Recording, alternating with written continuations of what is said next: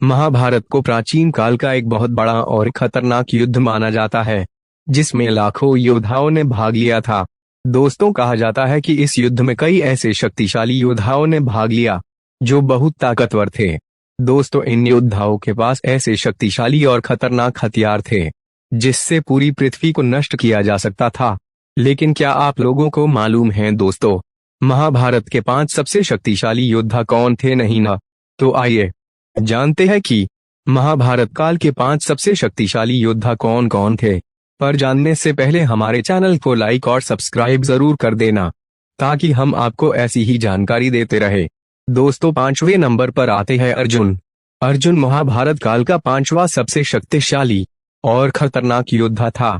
कहा जाता है कि जब अर्जुन और दुर्योधन भगवान श्री कृष्ण के पास सहायता के लिए गए थे, तब अर्जुन ने भगवान श्री कृष्ण की नारायणी सेना को छोड़कर सिर्फ भगवान श्री कृष्ण को मांगा था।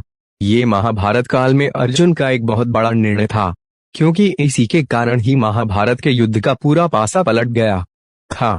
क्योंकि भगवान श्री कृष्ण के कारण ही महाभारत युद्ध में पांडव ने कौरव को बुरी तरह से हराया था। महाभारत युद्ध में अर्जुन के पास कई ऐसे शक्तिशाली हथियार थे जिसके कारण उसने कौरवों की आधी से ज्यादा सेना को मार गिराया था, जिसमें द्रोणाचार्य और भीष्म पितामह जैसे महारथी भी शामिल थे। तो दोस्तों, चौथे नंबर पर आते हैं द्रोणाचार्य। द्रोणाचार्य को महाभारत काल का चौथा सबसे शक्तिशाली और खतरनाक योद्धा माना जाता है।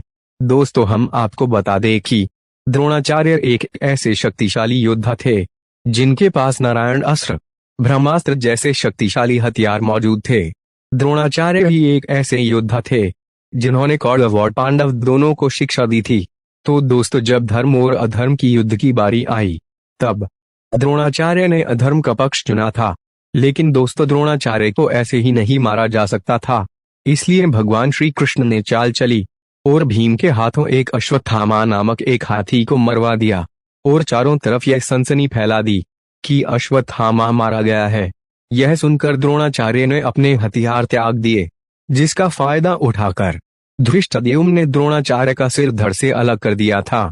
दोस्तों, तीसरे नंबर पर आते हैं कर्ण। कर्ण महाभारत काल का तीसरा सबसे शक्तिशाली योद्धा माना जाता है।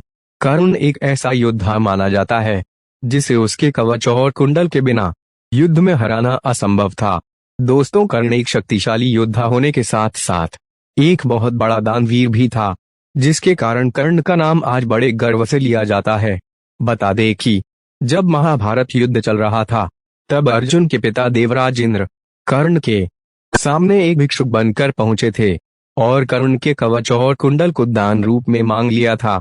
तब कर्ण ने अपनी जान की परवाह न करते हुए कवच और कुंडल को दान के रूप में देवराज इंद्र को दे दिया था।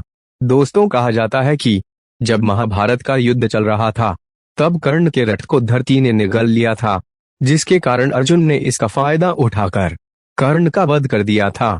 दोस्तों, दूसरे नंबर पर आते हैं भीष्म पितामह। भीष्म पितामह महाभारत काल के दूसरे सबसे शक्तिशाली योद्धा माने जाते हैं। दोस्तों, कहा जाता है कि भीष्म पितामह को वरदान मिला था कि उनकी मृत्यु उनके इच्छा के अनुसार होगी, और भीष्म पितामह एक ऐसे शक्तिशाली योद्धा थे जिनके पास कई ऐसे शक्तिशाली हथियार थे, जिसके कारण भीष्म पितामह को उस काल में हराना असंभव था। दोस्तों, कहा जाता है कि भीष्म पितामह ने अपने गुरुवार परशुराम को भी युद्ध में हराया था। जब महाभारत का युद्ध चल रहा था, तब भीष्म पितामह ने पूरे 10 दिन तक पांडवों की सेना का सर्वनाश कर दिया था। तब सभी पांडवों को लगने लगा कि भीष्म पितामह के रहते हुए कभी भी युद्ध नहीं जीत सकते थे। उसके बाद उन्होंने एक चाल चली और भिखंडी को अर्जुन के रथ पर लाकर खड़ा कर दिया, जिससे भीष्म पितामह ने अपने शस्त्र त्याग दिए और इसका फायदा उठाकर अर्जुन ने भीष्म पितामह के पूरे शरीर को तीरों से भेद दिया। दोस्तों, पहले नंबर पर आते हैं भगवान श्री कृष्ण। भगवान श्री कृष्ण को महाभारत काल के सबसे शक्तिशाली योद्धा माने जाते हैं। दोस्तों, बता दें कि भगवान श्री कृष्ण भगवान विष्णु के अवतार माने जाते थे। श्री कृष्ण ने अर्जुन को महाभारत काल में गीता का ज्ञान दिया था, जो आज भी लोगों के लिए उतना ही उपयोगी है जितना उस काल में था। दोस्तों, कहा जाता है कि भगवान श्री कृष्ण ने महाभारत युद्ध के दौरान किसी भी शस्त्र का प्रयोग नहीं किया था। फिर भी भगवान श्री कृष्ण ऐसे रणनीतिकार थे जिसके कारण उन्होंने पांडव का साथ देते हुए कौरवों को महाभारत युद्ध में हरा दिया था। महाभारत काल में ऐसा कोई भी योद्धा नहीं था जो भगवान श्री कृष्ण के सामने अमर था। अगर भगवान श्री कृष्ण ने महाभारत युद्ध में शस्त्र उठा लिया होता तो वे पूरे कौरव का सर्वनाश अकेले ही कर दिए होते।